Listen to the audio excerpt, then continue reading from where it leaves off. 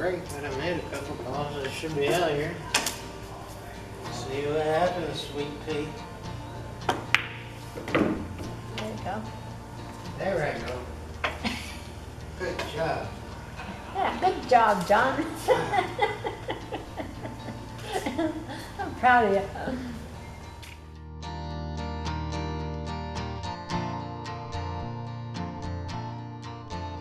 I'm going to play 5 safeties in this video. And I'm going to do it as if I'm playing the best in the world. It's a part of my game that I never put on YouTube because I always found it pretty boring and not entertaining enough to keep your attention span. But I might be wrong about that, and maybe now is the time to do it. So we're going to be grading these safeties from A to F, and that would be relative to playing the very best in the world.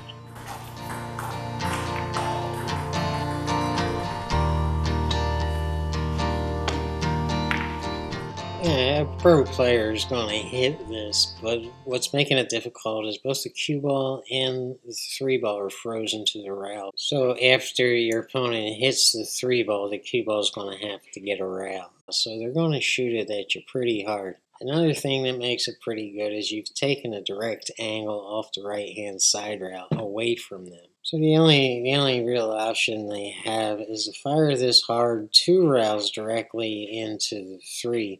Now, when you get to the subject of Efren Reyes, and this is what he did so great, he's going to play safety back on you, and he's going to hit the right-hand side of the 3-ball and try to get the cue ball all the way back up table and most likely behind that 7-ball. So now you're going to get to the table and you're going to have your own problems. But that's with Efren. Now, Efren's in a different category, and this is what made him a true consistent winner. Most pros are just going to hit it. Some pros are a little less than Efren, and they will try to get safe, but their number one objective here is going to be to hit it, maybe get a roll on the 9-ball and billiard the 9-ball into the pocket. But going for that is kind of crazy, and they're not going to do it. So there's a good chance that you're going to have a shot. You might not have ball in hand, but you're going to have a shot when you get back up to this table. You have a million different options on every shot, but how do you know when the time has come to switch from offensive mode to defensive mode? Well, yeah, it all starts with knowing yourself and knowing your own game, and really that only comes with thousands and thousands of hours of playing pool. And if you had taken my advice and stopped playing your opponent and switched to playing the table and playing everyone as if you're playing Efren Reyes, then you know that that's the way to go. And now some of your opponents are going to hate it and they're going to take it personal, and they're just not going to play you anymore. But that's their problem. That's not your problem. That's what's going to keep them from becoming a great player, the unwillingness to play the best. Now, if that's you and you're still playing your opponent, then you're going to be reduced to letting your opponent dictate what's in your mind and how you're going to shoot this ball.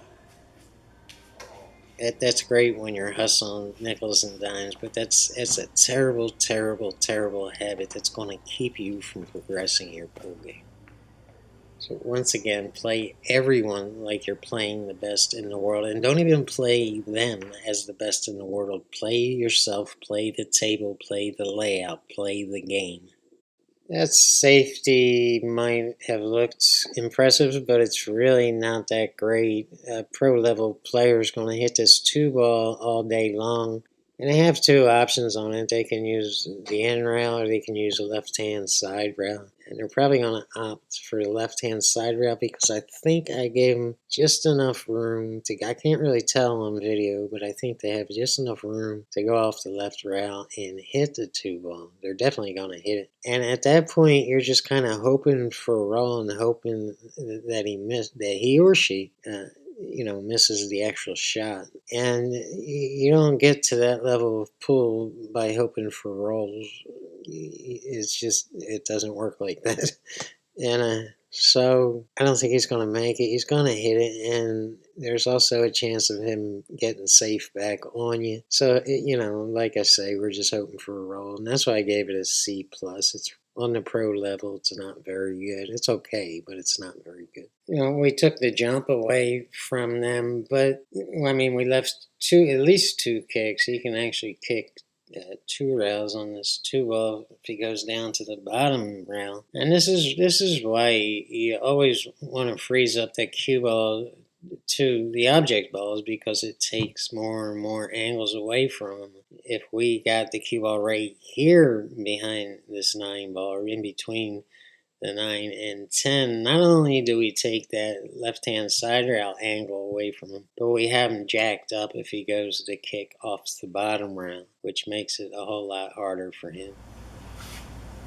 Now, this issue will change during a push-out, but a push-out is not a safety. You almost have to know your opponent and how they play in order for you to push out successfully. Because if you push out to a safety, they're going to give it back to you, and now you're back to where you started. So you kind of have to know how your opponent thinks to play a push-out. But again, a push-out is not a safety.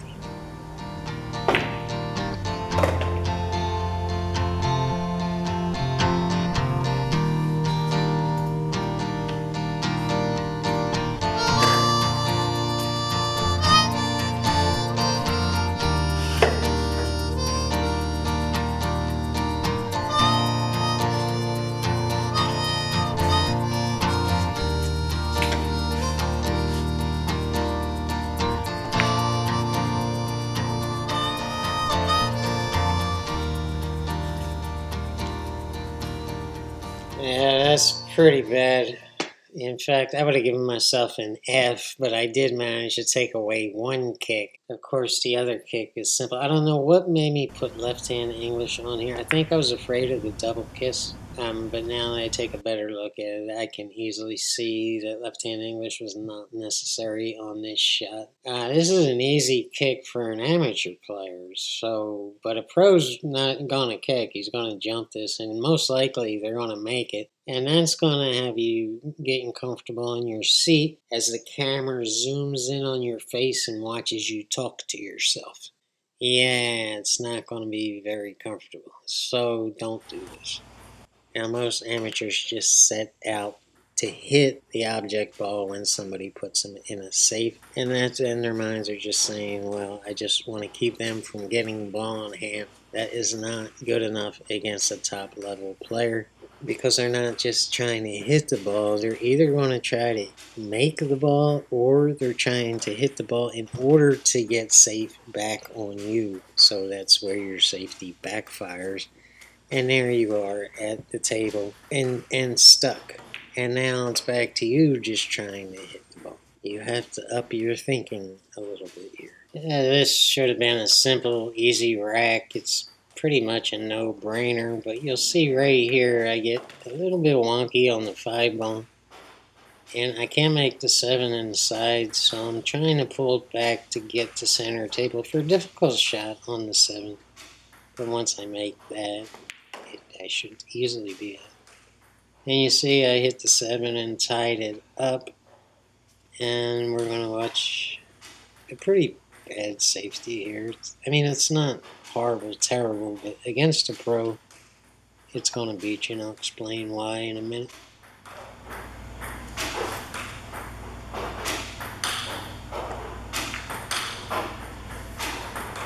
So the ball should have been shot with left-hand English to bring it up and freeze it to the 8 ball. So once again, I'm just leaving too much room between the balls. And, a lot of players would shoot this with left-hand English and just try to hit the 7. A pro's not going to do that. They're going to go one route. They're going to soft roll this. They can't scratch, so they're not worried about that. And most of them are going to make it about 8 times out of 10. So, it's going to get you beat against a great player.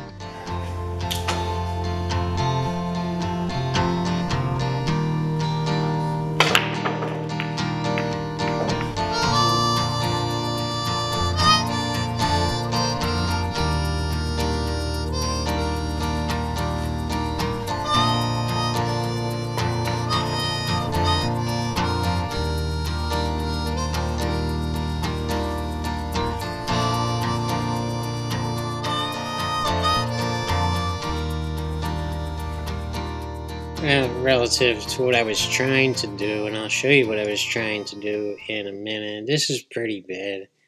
And it's not that you left your opponent an offensive shot. You didn't, but you did leave him or her a really pretty easy safety, and you're going to come back to the table just wishing you had been a little bit better here. It's not smarter. I knew what I was doing. It's just that I didn't do what I was trying to do, which is this right here. Now imagine if I did this. This would probably make an A or maybe even an A plus grade here, especially if I froze them up to those two balls right there. The safety is going to play is something like a shoot right here, except he's or she is going to get it up behind that two ball, and you're really going to have a problem just hitting this one ball. And even if you do hit it, you can't make it, and you're probably going to leave them out.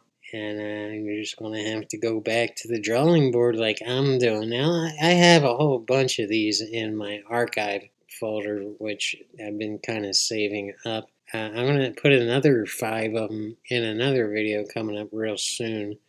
And some of those are better. You can actually see me improving as we go along here. So I'm just safety's never been the best part of my game, but I am improving on them, and you'll see that coming up.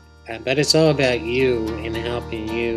And I think the best way to help you is to point out my mistakes and explain exactly what I'm trying to do. So that's what we're doing here. And hey, I'll see you next time. Thanks for tuning in.